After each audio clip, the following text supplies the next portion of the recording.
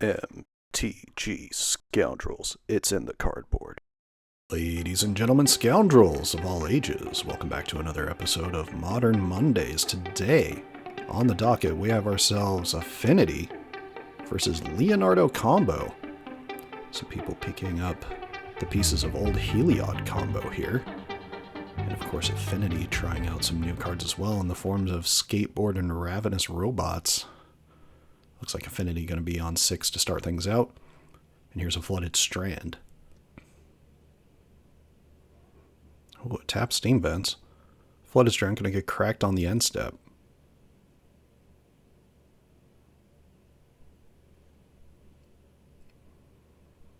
Not quite the start Affinity would want. Oh, I see a Pinnacle Emissary in hand there. It could be just setting up for the next turn.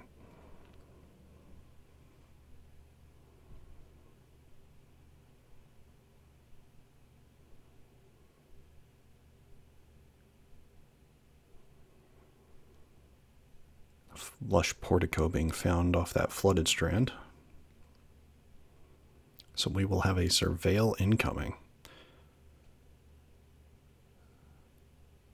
Affinity, being one of the top 3 to 4 decks in the format right now, really has the speed to keep up with Boros Energy and has some interaction to be able to affect what Amulet Titan does, and sometimes just go faster than Jeskai Blink, which matters a lot because Blink is seeing a resurgence in the format.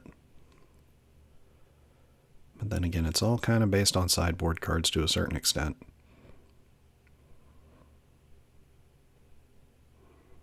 Keeping it on top.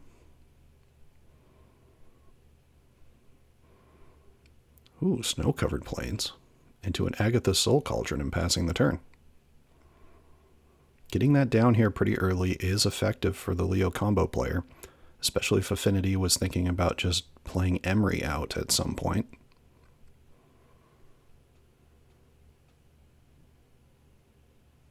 Here's the Pinnacle Emissary.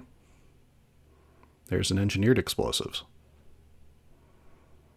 That'll create a drone. And here is Emery Lurker of the Lock. That's going to mill 4, and does get an artifact into the bin.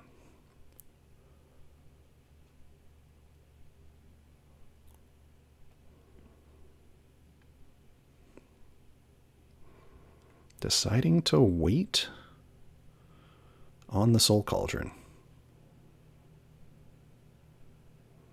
Here's another Flooded Strand. Looks like that's getting cracked. That'll bring us to 20 to 16.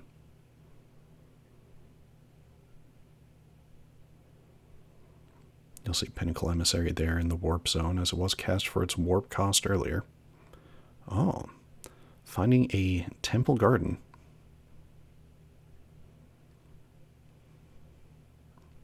One of the nice ones from Lore when Eclipsed.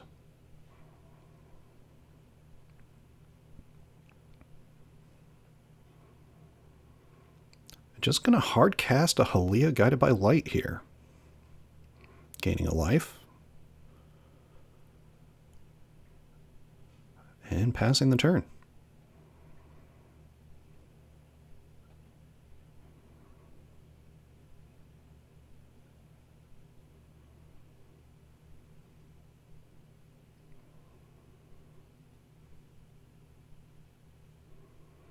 Urza Saga coming down.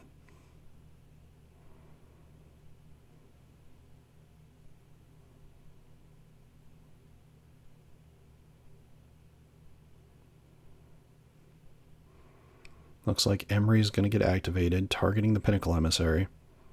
Soul Cauldron is going to be activated in response.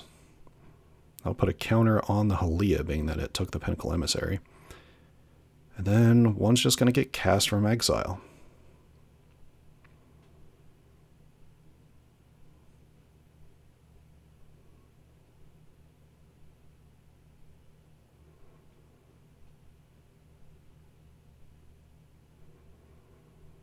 Flooded Strand getting cracked again.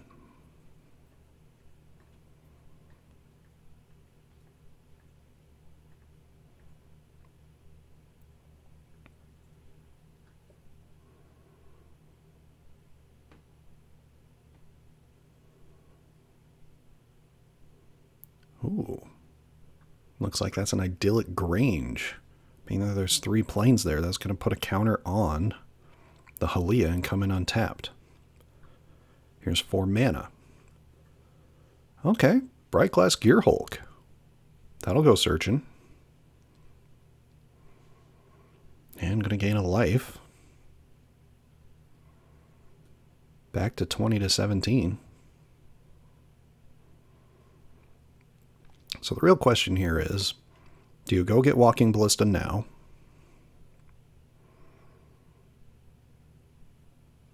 And an Ocelot Pride, it looks like. You could have also went and gotten Guida Souls here. Or a Static Prison.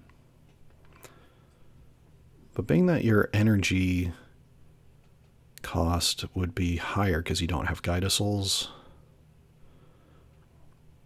means this could be a little bit difficult. I think you get the Walking Ballista no matter what.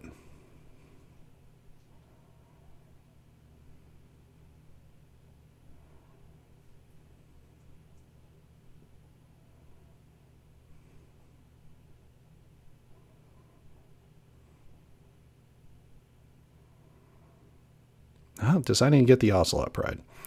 It's kind of difficult not to when you already have a life gain, a Soul Warden of sorts out there.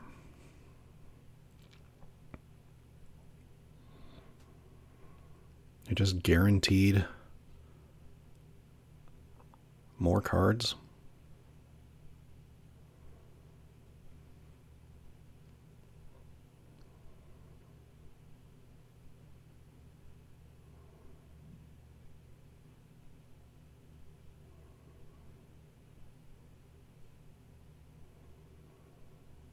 Attacking in.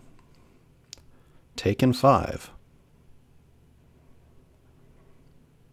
There's a Walking Ballista for 0. And passing the turn. So that should bring us up to 15 to 18.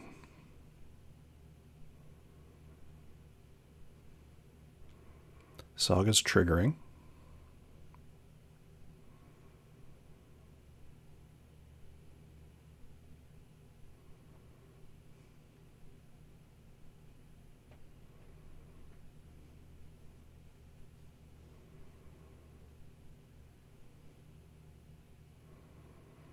Tapping 1 for another Emery.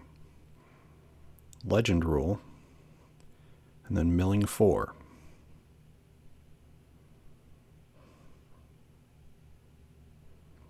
Couple of artifacts in there now.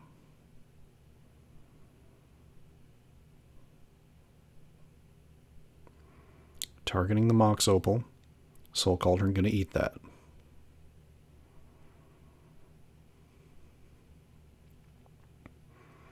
And here's a Ravenous Robots. That'll trigger the Pinnacle Emissary. And there's a Tap Spire Bluff Canal. Passing from there.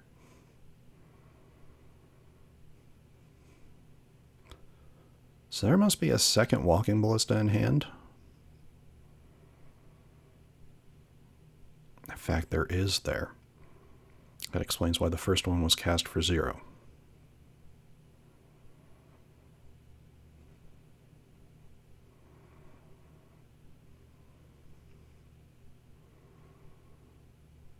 That's an Arid Mesa.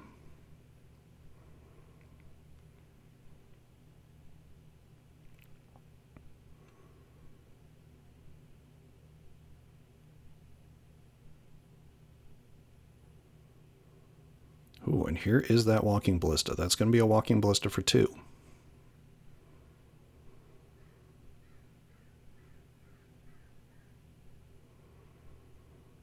And then cracking an Arid Mesa, bringing us back down to 15 to 17.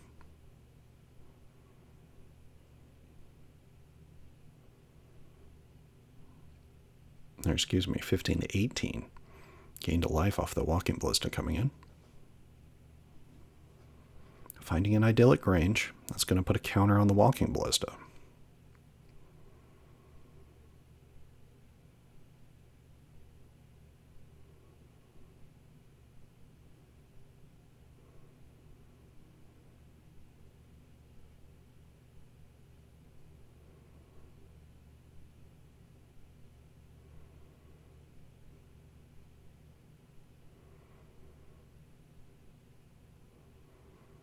And here is Ocelot Pride. I'll gain another life, bring us to 15 to 19.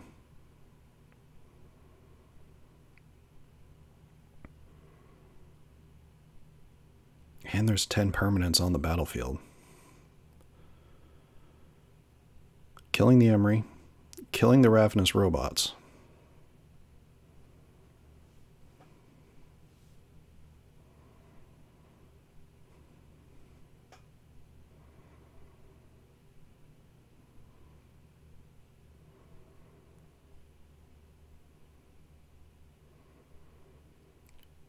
Putting Walking Ballista under the Cauldron, putting a counter on the Bright Glass Gearhulk. But immediately taking it off to kill a drone and attacking in. So that'll bring us to 6 to 19. End step, get a cat. That'll give us the City's Blessing.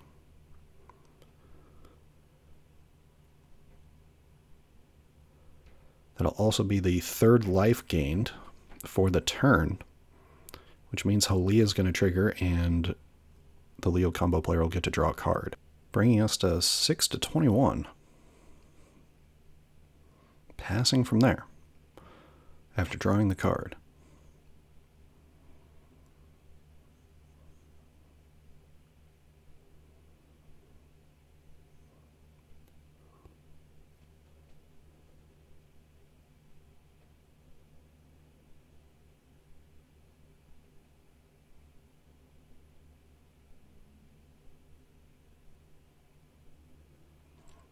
The Affinity player counting their options.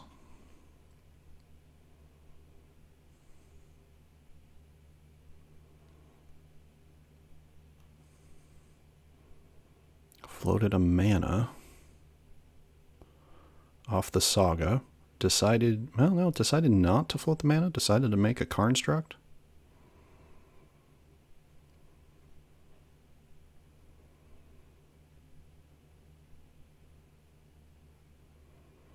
Finding a Pithing Needle here. That's going to go ahead and name, looks like Agatha Soul Cauldron.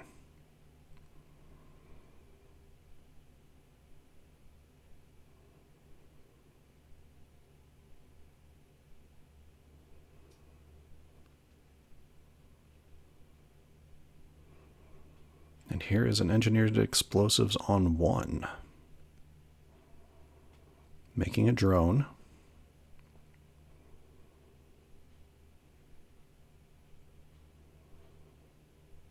So we have a 7/7 construct.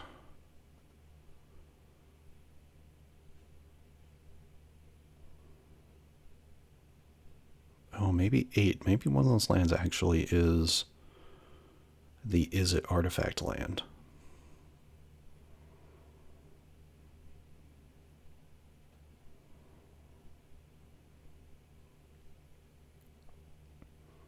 Instead of a Steam Vents.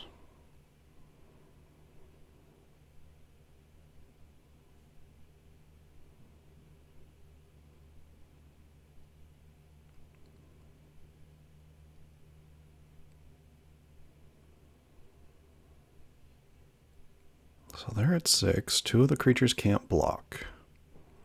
There's a Monumental Henge, which does a good job at finding pieces of the combo, being that most of them are historic. In fact, all of them are historic.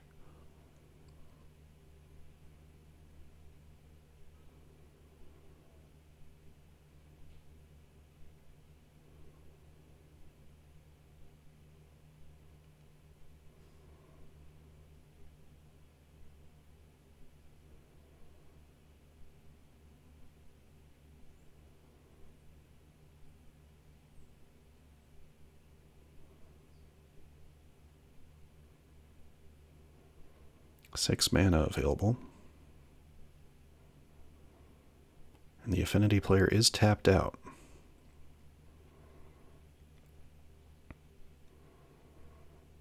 If there's a Static Prison in hand, that would do it.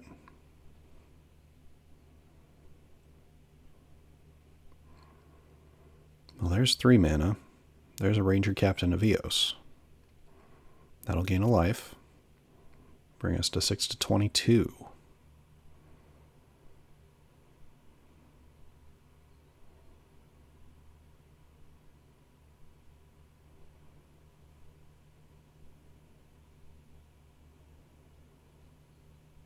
Finding another Ocelot Pride.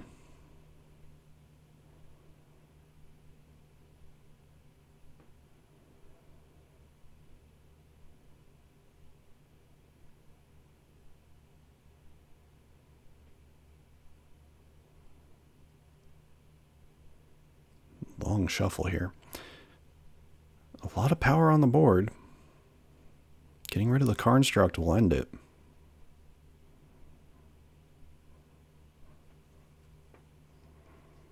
And there it is. That's a Static Prison. Deciding to get rid of that Construct.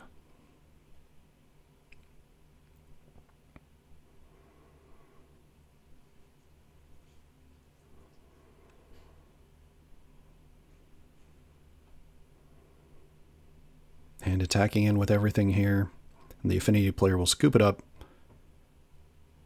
Game 1, going to the Leonardo Combo. Thank you all so much for watching us here at MTG Scoundrels. If you enjoy our content, please like and subscribe. Be a friend, tell a friend. Thank you all so much for watching our last video of what deck you should play in Modern in 2026. Generally going over what decks are good in the Modern format currently. Went over 17 different decks, and that's just the ones I timestamped. So definitely check that out. Moving on to sideboards. Affinity probably bringing in some number of Galvanic Blast and some number of Swan Song here, because Dampening Sphere doesn't do much. Also, Consign to Memory only hits really Agatha Soul Cauldron or Walking Ballista. But Walking Ballista kind of wants to be in the graveyard anyway in this deck, so it doesn't necessarily make sense to bring that in, though countering triggers could matter. And considering the Leo deck is in fact playing the Guide Pride package, bringing in some number of Whip Flare is not a bad idea either. It's just a matter of what you actually want to cut and what you don't. In terms of the Leo combo deck, there's a lot of cards you could bring in, and there's a lot of cards you really think twice about and don't bring in. And I think in this case, maybe a one-of Deafening Silence and avoiding bringing in Grafdigger's Cage is probably the right thing to do here, specifically because I don't think Grafdigger's Cage matters that much in this matchup, because sometimes Affinity is just too fast and really relies just on Kappa and weapons manufacturing.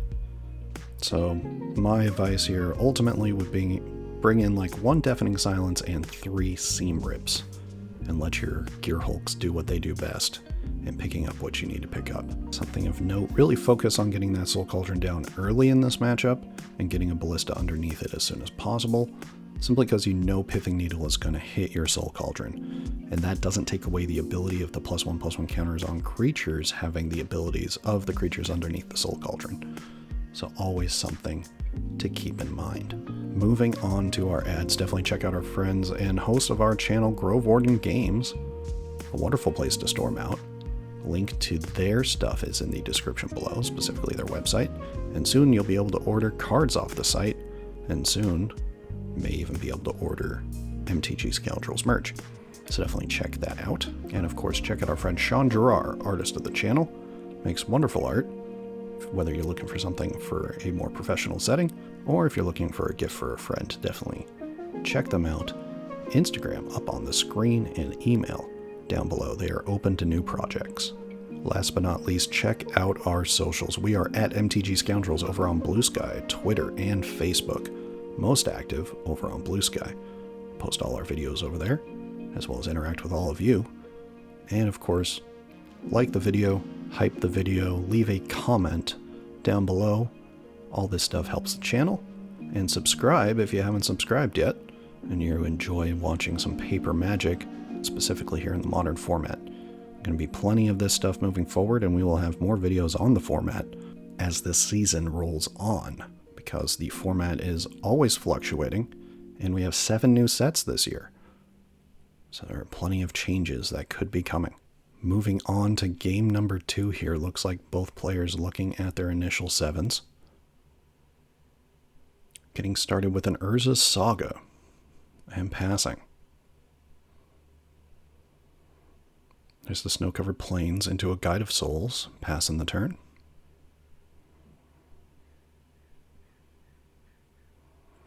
Tapping 2, for a weapons manufacturing.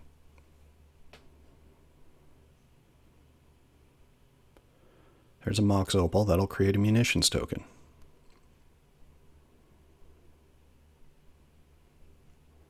Seam Rip does a good job of cleanly answering the weapons manufacturing, luckily. Not a ton of enchantment removal on the Affinity side. But another Mox Opal being cast, and an Engineered Explosives being cast. Passing the turn.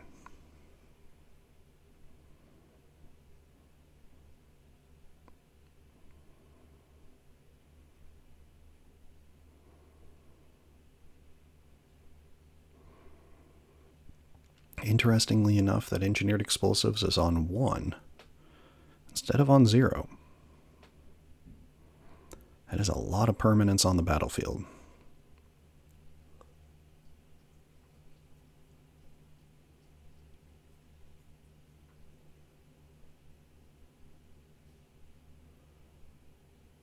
Well, we know there's a second land drop in hand because I'm seeing a Flooded Strand there. But what is in hand here? We go with an Ocelot Pride into that Explosives on 1. Oh, there is a Grafdigger's Cage in hand too. Decided to bring in the cage.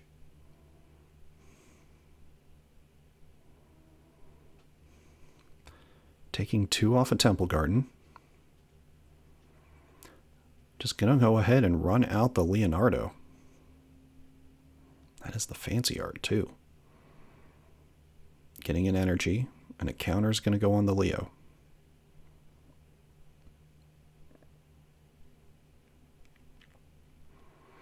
Attacking in for 1 with the Guide of Souls.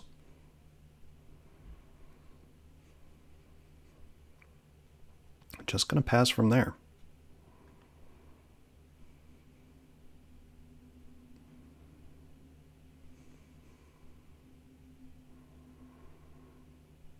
The real question is,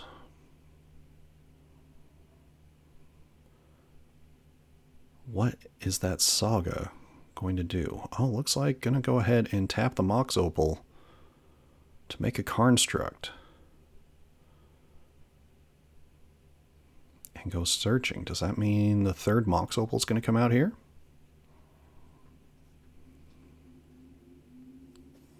There it is. Mox Opal number 3. Then I'll bring in another munitions token.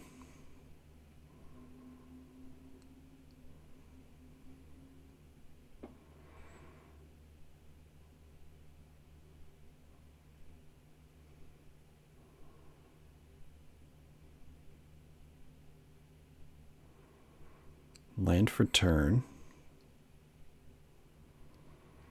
Ooh, tapping artifacts. You know what that means. That's a Kappa Cannoneer.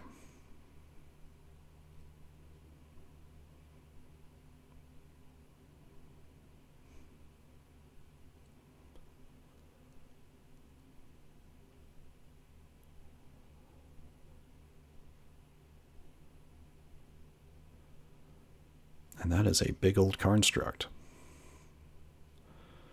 So passing from there, untapping.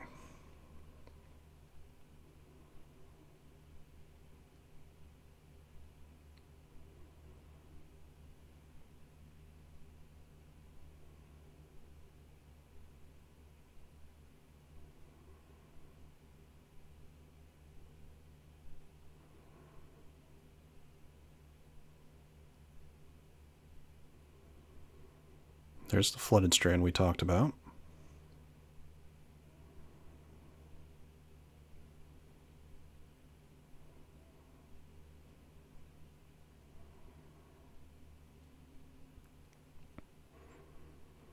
guess this is a question of... Well, maybe there's a Ranger Captain in hand.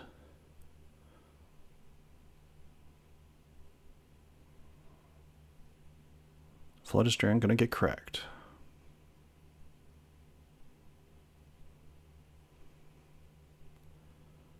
Finding a Plains.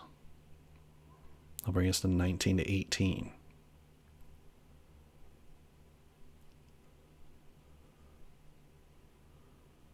There's a Ranger Captain. That'll gain a life and an energy.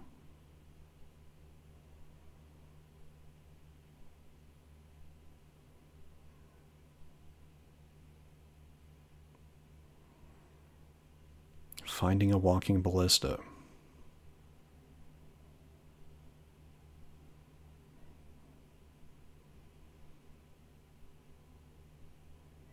Should be a second energy there as well.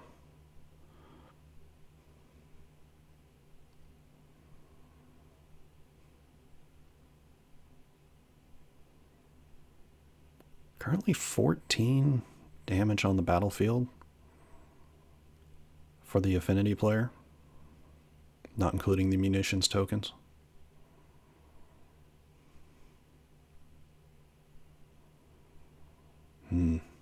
Missed the energy counter, it looks like. Oh, no. Saying it. There we are.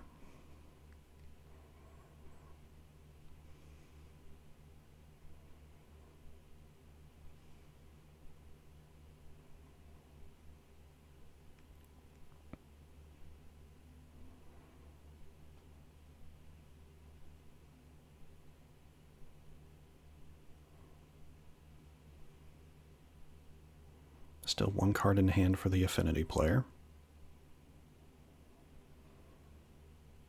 Going to cast the Walking Ballista for 0. That's going to get a third energy, gain a life.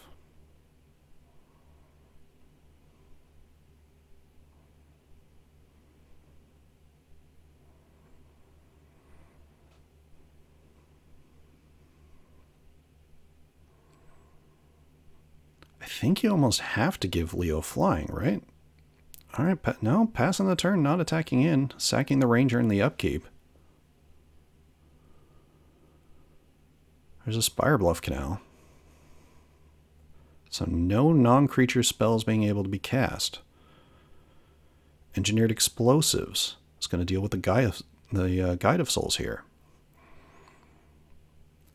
And just attacking in for 14.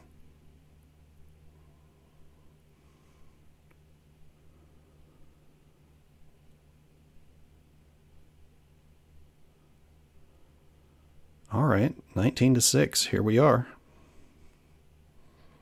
There's a Marsh Flats.